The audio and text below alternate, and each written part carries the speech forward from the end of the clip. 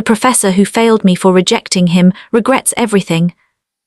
The air in the lecture hall was always charged, but today it was electric.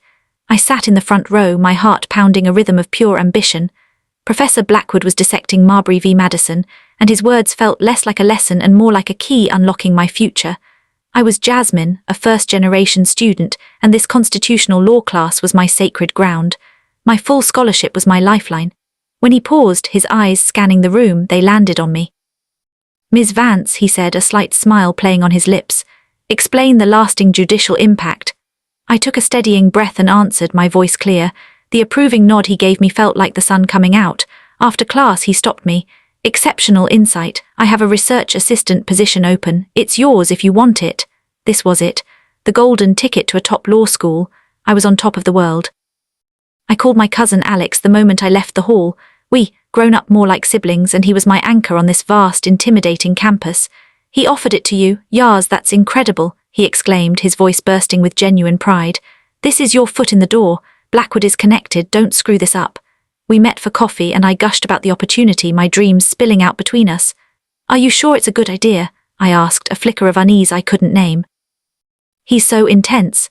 Alex waved a dismissive hand. "He's a genius, they're all intense, you're being paranoid. This is what you've worked for, you have to take it." His certainty washed away my doubt. With his encouragement, I felt invincible. I emailed Professor Blackwood my acceptance that night, my future mapped out in glowing, certain lines. The work was initially exhilarating. I was delving into original research, my mind stretched in new ways, but the environment quickly shifted.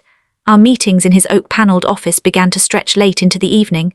The professional emails evolved into personal texts that buzzed on my phone at odd hours. "Thinking about the 14th Amendment's application. What are your thoughts and what are you wearing?" The last part was followed by a winking emoji. I froze. I showed Alex the text. "It's just his weird sense of humor," he insisted. "Don't read into it, you'll ruin your shot." So I dismissed it. I crafted a polite, professional reply, ignoring the question, but the texts persisted, growing more intrusive. The mentorship I'd cherished was curdling into something else, something that made my skin crawl.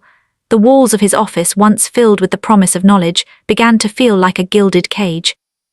It happened on a Tuesday. The campus was quiet, shrouded in a chilly fog. We were finalizing a research grant application and the clock had long since passed 9. "You have a rare mind, Jasmine," Blackwood said, leaning back in his leather chair, his gaze unnervingly direct. "I can make you, or I can break you." The air left the room. He stood and walked around his desk, standing too close. The scent of his cologne was suffocating. We could be an unstoppable team, in every way. His meaning was horrifyingly clear, my heart hammered against my ribs. "Professor," I stammered, stepping back, "I am just here to learn, this isn't appropriate." His smile vanished, replaced by a cold, flat mask. "I see," he said, his voice a low whisper. "A shame, I thought you were ambitious, get out." I fled, my entire body trembling. For a week I lived in a state of suspended terror. He ignored me in class. My emails went unanswered. I started to hope foolishly that he was just embarrassed, that it was over. Then he handed back our midterm papers. Mine was on top. I'd poured my soul into that paper. It was without doubt my best work. He dropped it onto my desk. A massive blood-red F was scrawled across the top. In stunned silence, I flipped through the pages. He'd written PLAGIRIZED in bold letters. "Structural incoherence and unoriginal thought," he announced to the entire class, his eyes boring into mine. A disappointing attempt from someone who showed such initial promise. The humiliation was a physical blow. I felt the stares of my peers, their pity and judgment. The world tilted. This was his retaliation, and it was only the beginning. The F triggered an academic avalanche. My perfect GPA shattered. I was immediately placed on academic probation, which rendered me ineligible for my scholarship. I was summoned to a disciplinary hearing. With tears streaming down my face, I pleaded my case to a panel of stone-faced administrators. I told them everything. The texts, the late-night meetings, the proposition. They listened, their expressions impassive. Then they presented Professor Blackwood's testimony. He described me as an unstable, overly emotional student who couldn't handle the rigorous work and was now fabricating stories to cover her failure. He was calm, credible, a respected, tenured professor, my word against his. The verdict was a foregone conclusion. My scholarship was revoked. My dream of law school, the future I had fought for, was declared dead in a sterile, windowless room. I was packing my dorm room, moving in a numb haze, when Alex came to see me. I thought he was there for comfort. I fell into his arms, sobbing. He lied, Alex, he's destroying me. Alex held me stiffly, then he pushed me back, his face a conflict of guilt and resolve. Yaz, I have to tell you something. My blood ran cold. The hearing, they asked me if you'd ever expressed stress. I had to be honest. He couldn't meet my eyes. I told them you'd confided in me about feeling overwhelmed, that you'd mentioned cutting corners. The betrayal was so profound for a moment I couldn't breathe. My own cousin, my brother, he had been the final nail in my coffin. Why? I whispered, my voice shattered. He just shook his head. I'm sorry, I have my own future to think about. He walked out, leaving me alone in the ruins of my life. I moved back in with my parents, the shame a heavy cloak I could not remove. Their quiet disappointment was worse than anger. I'd been their golden child, their proof that sacrifice paid off. Now I was a cautionary tale. I got a job as a paralegal assistant at a small, gritty firm that specialized in whistleblower protection cases. The work was monotonous, filing, fetching coffee, sorting through endless documents. But it was here, in the trenches of legal grunt work, that I began to see the blueprint of justice and injustice. I learned how systems protected themselves. I studied the language of evidence, of procedure. My grief was a fire that had burned everything away, leaving behind something cold, hard, and sharp. I was no longer the hopeful student. I was an investigator, and I was just getting started. A year passed. I was organizing cold case files when I found it, a dismissed complaint against a state university with eerie parallels to my own. The language the administration used was identical. The way they discredited the student was a mirror image. A cold fury ignited in my chest. This wasn't a one-off. This was a pattern, a system. That night I went home and created a new encrypted digital folder. I labeled it Project Phoenix. Inside I uploaded every single document from my case, my original A-grade essays, the failed paper, the hearing transcripts, the texts from Blackwood. This was no longer about my pain. This was about evidence. I was going to learn their system so well I could use it to destroy them. The hunt was on. I became a ghost in the machine. Using my paralegal skills, I began digging. I created a fake identity, a graduate student researching mentorship in political science. I reached out to alumni, specifically women who had been in Blackwood's orbit over the past decade. The stories that trickled back were a devastating chorus. A brilliant woman who transferred abruptly after her junior year, another who dropped out just before graduation. A third whose law school recommendation letter from Blackwood was so damningly faint in its praise, it sunk her applications. All of them described the same cycle: intense mentorship, inappropriate advances, rejection, and professional destruction. He had a type: smart, vulnerable, and with everything to lose. I was not an exception, I was a statistic, and Alex had delivered me to him. The pattern was clear, but I needed the mechanism. How did he get away with it for so long? The answer came from a trembling voice on the phone. Elena, a woman who'd left the program 8 years ago, finally agreed to talk. It wasn't just him, she whispered. There was a dean. He protected Blackwood, silenced any complaints before they could become official. He called it managing institutional risk. She gave me a name: Dean Harrington, the current frontrunner for university provost. My blood ran cold. This was bigger than one predatory professor. This was a syndicate. Blackwood brought prestige and grant money. Harrington provided protection. They were untouchable, and my complaint never stood a chance. They had played a game with my life, and I never even knew the rules, until now. Knowledge was my weapon, and I forged it with meticulous care. I built a master timeline, connecting each woman's story to a specific research grant Blackwood had secured. I cross-referenced the university's public budget, finding a direct correlation between Harrington's departmental funding and Blackwood's successful grant applications. Their fates were financially intertwined. I compiled sworn, anonymous testimonies from 3 other victims. I gathered every text, every email. I created a dossier so airtight, so damning, that it was no longer a matter of he said, she said. It was a preponderance of evidence. This was a case, and I was preparing to take it to the highest court I could find, the court of public opinion and the actual legal system. The final piece was Alex. I needed him to flip. I tracked his movements and cornered him in the campus library. He looked tired, haunted. What do you want, Jasmine? I can't talk to you. I know you're applying to law school, I said, my voice calm. I know you're counting on Blackwood's recommendation. His eyes widened. How did you? I played the audio clip on my phone. It was Blackwood, recorded by a colleague of mine at a faculty party, his voice dripping with contempt. Alex. He's a useful tool, but he lacks the spine for real success. I'll write him a letter, but it won't be the one he's hopping for. Alex's face crumpled. His betrayal had bought him nothing. He was just another pawn. He used me, he breathed. He used both of us. I gave him a choice. You can go down with him or you can help me. I laid out my evidence.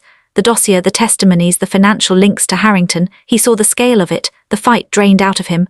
What do you need? He asked, his voice hollow. A full written confession, every detail. How Blackwood pressured you, what he promised you, how he instructed you to lie at my hearing.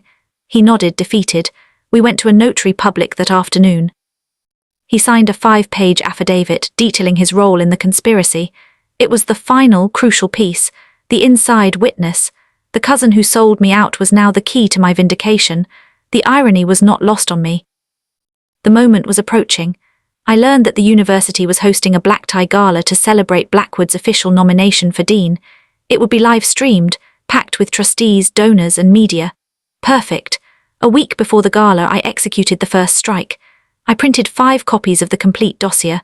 I mailed them in plain, unmarked envelopes to the 5 most influential members of the Board of Trustees, known for their ethical stands. I also sent one to the investigative journalist at the student newspaper who had been sniffing around the administration for years. I included a note. The truth has a way of coming out. Watch the gala. I let the silence hang, letting the poison seep into the foundations of their empire. The day of the gala, I felt a surreal, glacial calm. I went to a consignment shop and found a suit, a sharp, tailored black pantsuit that screamed power, not victimhood. It was my armor. When I looked in the mirror, I didn't see the scared student anymore. I saw a force of nature. I rehearsed my words. This wasn't about emotion, it was about facts. I had my evidence, my phone ready to record, and a guest pass I'd acquired. I was ready. I thought of all the other women, their silenced voices. This was for them too. I took a deep breath, my reflection staring back with a cold fire in its eyes. It was time to reclaim my name. The grand ballroom was a spectacle of wealth and self-congratulation. Crystal chandeliers, the clink of champagne flutes, the murmur of polished conversation. I moved through the crowd, invisible in my anonymity. And there he was, Professor Blackwood, holding court at the center of the room, basking in the adulation. A large screen projected his smiling face. He was in his element, the king of his tiny, corrupt world. I found a spot near the central aisle, close to the stage. My heart wasn't pounding with fear. It was beating a steady, determined rhythm. I watched him, this man who had traded his integrity for power, who had shattered lives to build his legacy. I waited for my cue. His introduction was a symphony of flattery, a pillar of academic integrity, a mentor to generations. The hypocrisy was so thick I could taste it. He took the podium, beaming. His speech was a masterclass in arrogance, draped in false humility. He spoke of upholding the sacred trust of education. I almost laughed. When he finished, the applause was thunderous. The moderator opened the floor for questions, a few softballs about his vision for the school. Then I saw my chance. I stood. I didn't raise my hand. I simply walked with deliberate, calm steps to the microphone placed in the center aisle. All eyes turned to me. I saw the confusion, then the dawning recognition on Blackwood's face. The smile froze on his lips. The room fell silent. I leaned into the microphone, my voice clear and steady, amplified through the hall and the live stream. Professor Blackwood, I began. You just spoke so eloquently about trust. I paused, letting the silence build. Is that what you were practicing when you offered me an A for my silence and an F for my refusal? A collective, sharp gasp rippled through the audience. His face went pale. You propositioned me in your office. When I said no, you falsely accused me of plagiarism, destroyed my academic record, and cost me my scholarship. I turned to face the crowd. And with the help of Dean Harrington, you systematically silenced me. I held up my phone, displaying the first piece of evidence, a screenshot of his text. This is just one of many, and I am not alone. I named the other women, their stories. I described the pattern, the timeline, the financial symbiosis between Blackwood and Harrington. I was methodical, factual, and utterly damning. I could see trustees shifting uncomfortably in their seats. Journalists were frantically typing. This was not a misunderstanding, I declared. It was a predatory business model, sanctioned at the highest levels of this university. The room was in an uproar. Blackwood was stammering into his microphone. This is slander. This is a disturbed former student. I spoke over him, my voice cutting through the chaos. You're right, I'm a former student because you made sure of it. I then pulled out the final weapon. But you didn't act alone. You had help from inside my own family. I looked directly at the camera. My cousin Alex provided a false statement to the administration under your direction to discredit me. I held up his signed affidavit. He has confessed, in full, it's all here. The entire conspiracy from the first text to the final fabricated lie. The shock in the room was palpable. The betrayal was so intimate, so cruel, it sucked the air out of the room. Blackwood was utterly exposed, his accomplice named, his scheme laid bare for the world to see. I turned my gaze back to Blackwood, who was now gripping the podium, his knuckles white. You failed me to punish me, I said, my voice dropping to a deadly calm. You thought that F was the end of my story. You were wrong. It was the beginning of my education. It taught me that the real test wasn't in your classroom, it was surviving you. And Professor, I concluded, locking eyes with him, I passed. Security was finally moving toward me. I didn't resist. As they escorted me out, I saw the live feed screens flicker and go black. The last image I had was of Dean Harrington standing up, his face a mask of fury, and Professor Blackwood sinking into his chair, his head in his hands, his reputation dissolving in real time. The video of my confrontation went viral overnight. Student takes down corrupt professor in live stream sting. The public outcry was immediate and deafening. The board of trustees, who had already received my dossier, acted swiftly to contain the damage. Professor Blackwood was suspended and stripped of his tenure before the week was out. Dean Harrington resigned to pursue other opportunities. A state investigation was launched into the university's handling of misconduct complaints. My phone blew up with media requests and, more importantly, messages from other victims, thanking me for my courage. The story was no longer just about me. It was a movement. In the following weeks, something incredible happened. Law schools that had once rejected me began reaching out. They'd seen my meticulous work, my courage, my understanding of justice.